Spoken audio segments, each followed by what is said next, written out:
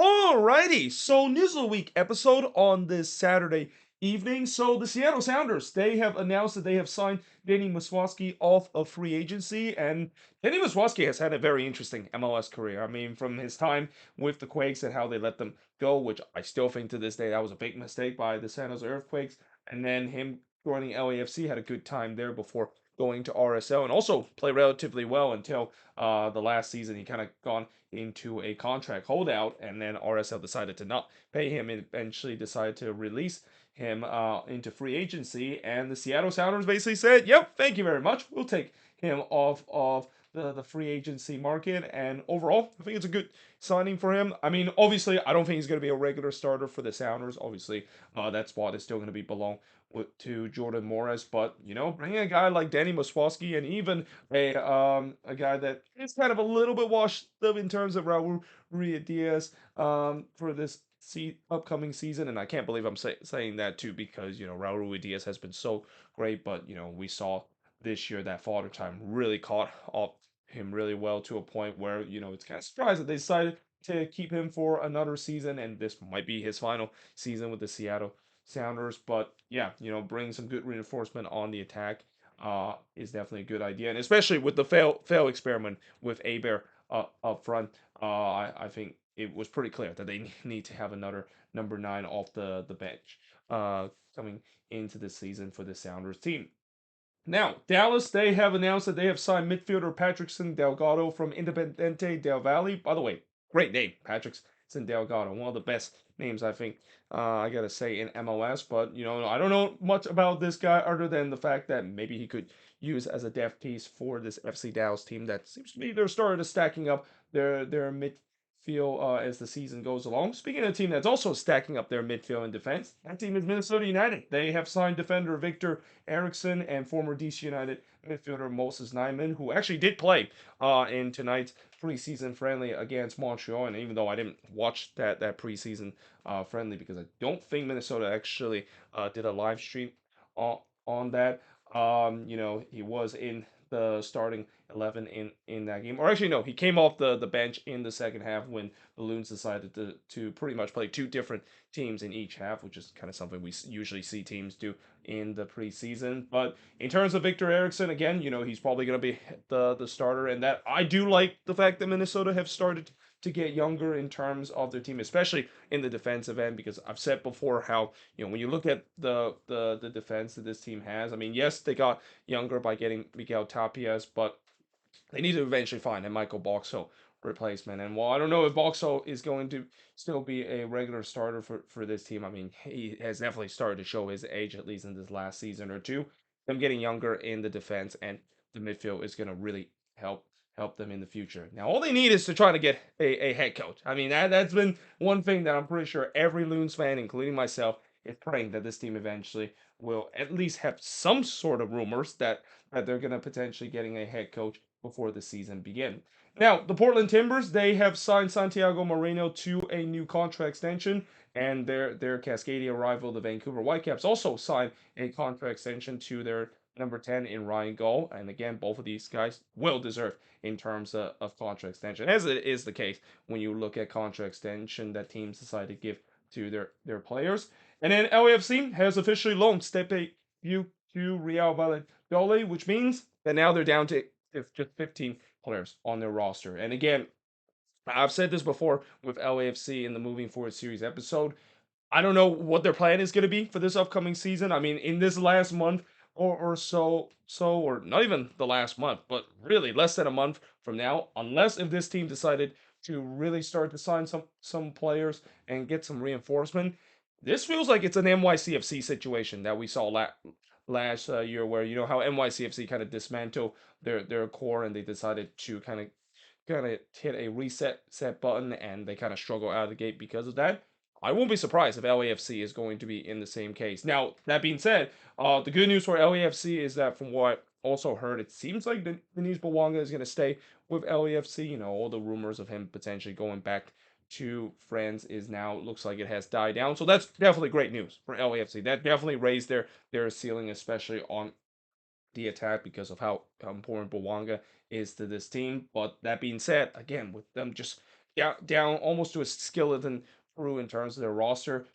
I can understand why a lot of LAFC fans are still really concerned, and especially the only guy that they bought this season is Hugo Lloris. Who the good news for him is that he actually is not going to be missing games during the Olympic time because Hugo Lloris was actually called by the French Olympic team, and again when you go through these Olympic games in terms of soccer, you usually don't put in the starting 11 from the French national team. Usually call in U22 player because the Olympics set up that rule specifically. But there are some exceptions where you can at least bring a couple of players that is not under 22, and it seems like France want to call up Hugo Lloris as one of those players that is an exception. But Hugo Lloris basically says no, he wants to focus his time with LAFC, and I gotta applaud him for doing so because this is a chance for him to play for the French national team, albeit yes, it's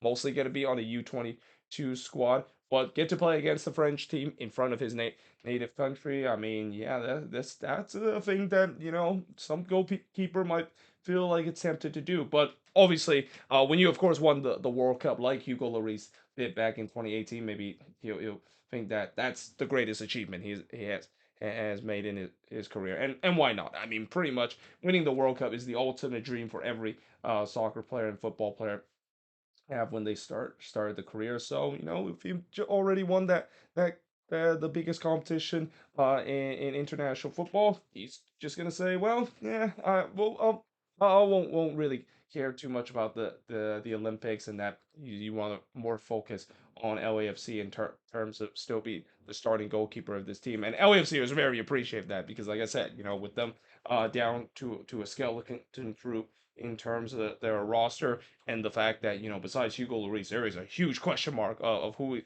is actually the backup goalkeeper of this team because both John McCarthy and Maxime Crepeau both got sold this off season. So yeah, interesting to see, of course, that it is the case that Lloris decided to decline being called up by the Olympic team for France for this Olympics that's going to be happening in Paris in just a couple of months. And then San Diego, they've also announced that they have loaned goalkeeper Duran Ferry to Orange County SC. Now, as San Diego continue to build their roster, and as the season goes along, we'll talk about more of who they're gonna start to sign players and start to build the roster. It's gonna be interesting to see with one of their first signing, Duran Ferry, is he's gonna get a chance to be the starting goalkeeper for the San Diego team. I mean, when you look at the past couple of expansion teams, they have found different ways in terms of building their roster. They can definitely go with the St. Louis route, which has decided to really get a big time goalkeeper in there, or maybe they'll trying to focus more on the academy's sake. I mean, they have mentioned that they really want to focus on their academy before. So it's gonna be interesting to see how San Diego is gonna look. But for now, they decided to loan one of their players that they currently have under contract to a USL Championship side because they're not playing their expansion season this year. It's gonna be next year that they launch their time and become the 30th MLS team in this league history.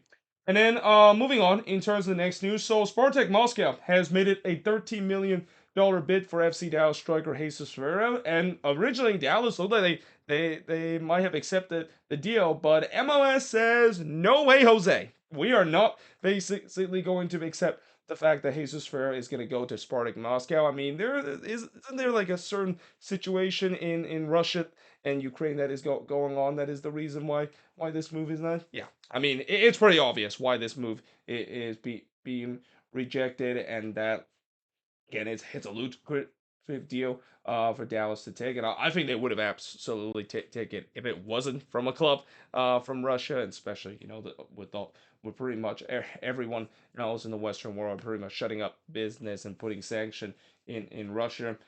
This is not a big surprise that MLS basically said, yeah, no, we're not going to do that, and that it's going to be interesting now to see what's the next bit is going to be for Jesus Ferreira. Consider I do think he's getting close in terms of getting offered a big bid to basically play in Europe. Although I don't think going to Russia is one of those plays that he wants to do, especially with the whole political situation that is going on currently in the world.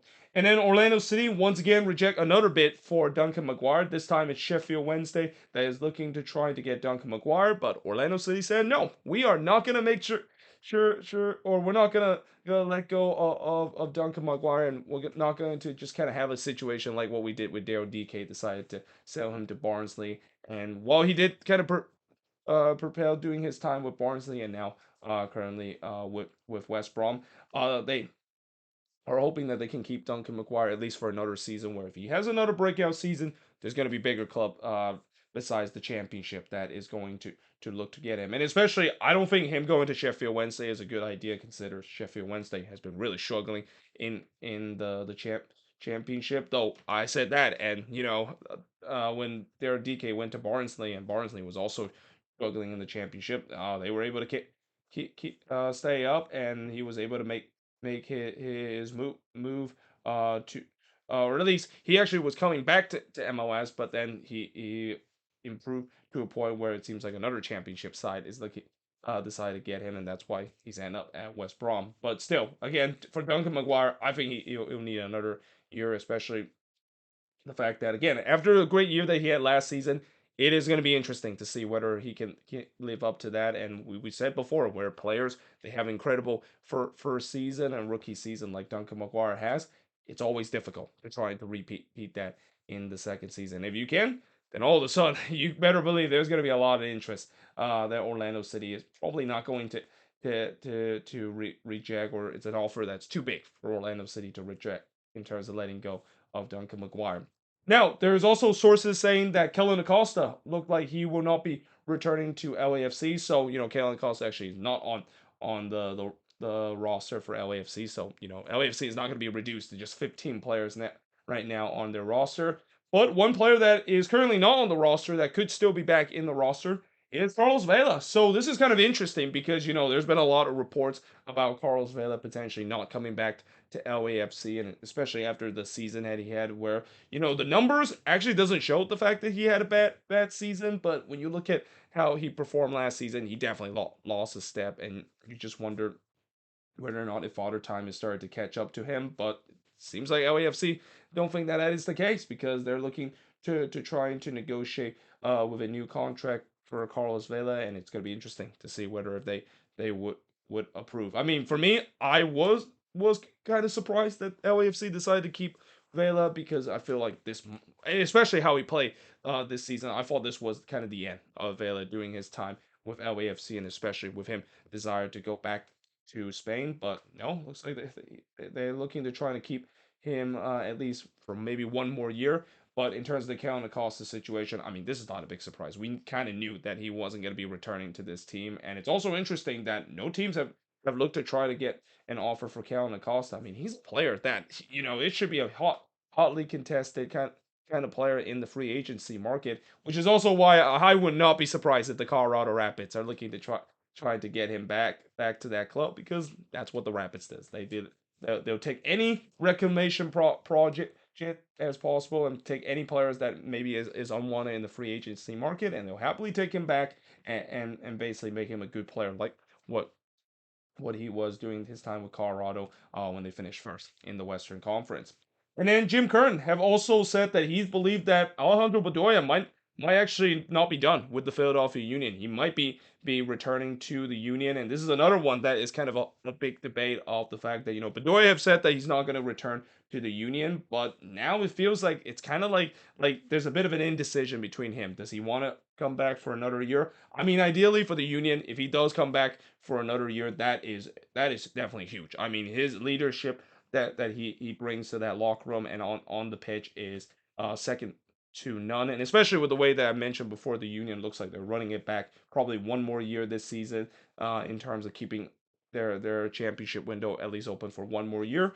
Why not bring back the old veteran Bedoya that can still do well on the pitch too. So yeah, it's gonna be interesting to see whether if the Union is going to give Bedoya a 1 year contract because of it. And again, he's just so important to this team. You can clearly see that when he's not on the pitch, this team doesn't function as well because they don't have that leadership kind of presence that Bedoya has offered to this team for so many years now.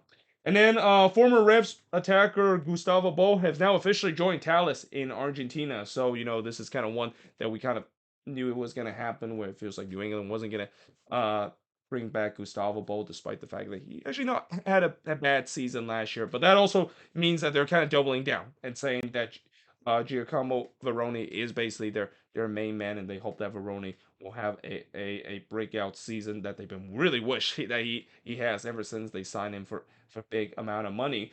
But one player that they also are getting close to bring into their team is Albert Feliz. So, we talk about Albert Feliz potentially coming back to MLS, and New England is the team to do so. Well, now there's more reports saying that eventually he looks like he could be on his way back to MLS. And again, Albert Feliz, I know he has had a couple of rough years in Europe, but still, this is a guy that I'm pretty sure if you saw what he did during his time with the Houston Dynamo, you can see how electrified of a player that he is. And with him going to New England, that's gonna not only improve the attack, but just once again make this team even more stronger, and a team that I've already mentioned to be a contender in the Eastern Conference, especially getting a guy like Caleb Porter that knows how to get a really good team who win an MLS Cup in a very quick succession.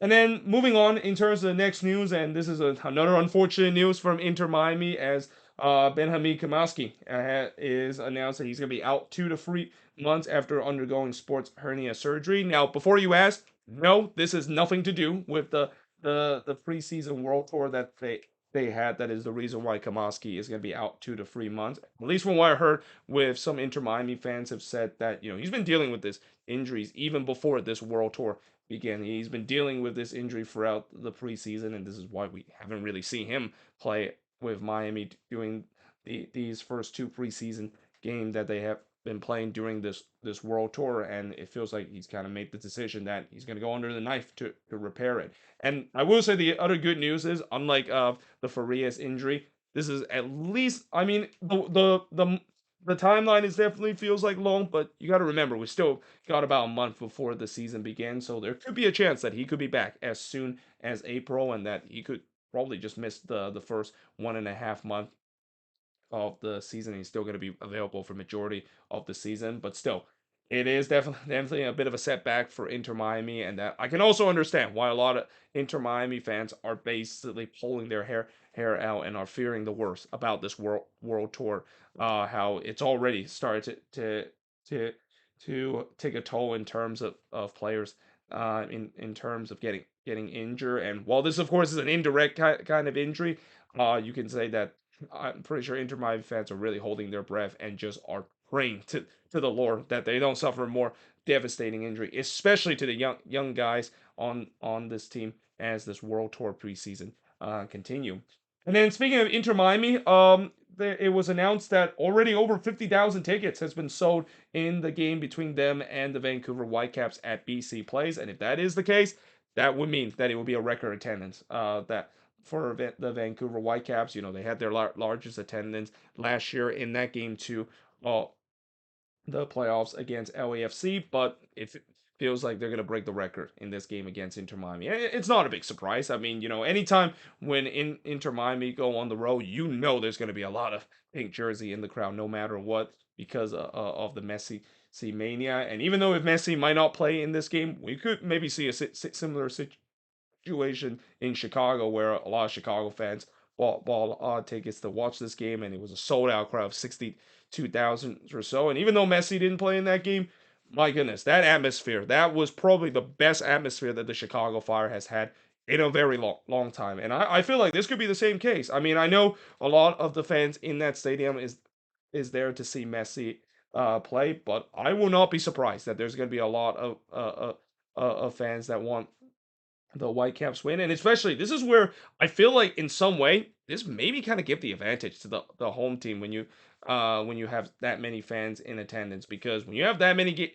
fans in attendance in a game where these Whitecaps players are not used to having that many fans in the stadium, they maybe are more up for this game because it just might feel like a MLS Cup atmosphere, just like what we saw last year between the Fire and Inter Miami. And it's no wonder why the Fire played probably their best game against Inter Miami. That crowd at Soldier Field was kind of acting like a 12-man, even though most of them was there to see Messi play. And I feel like this could be the same case for the Whitecaps. But again, there's no guarantee that he, of course, will play because Messi have said before that he is debating whether if he is going to be playing on turf or not, and because the Whitecaps, as it is the case for pretty much all Free Cascadia team, play on turf.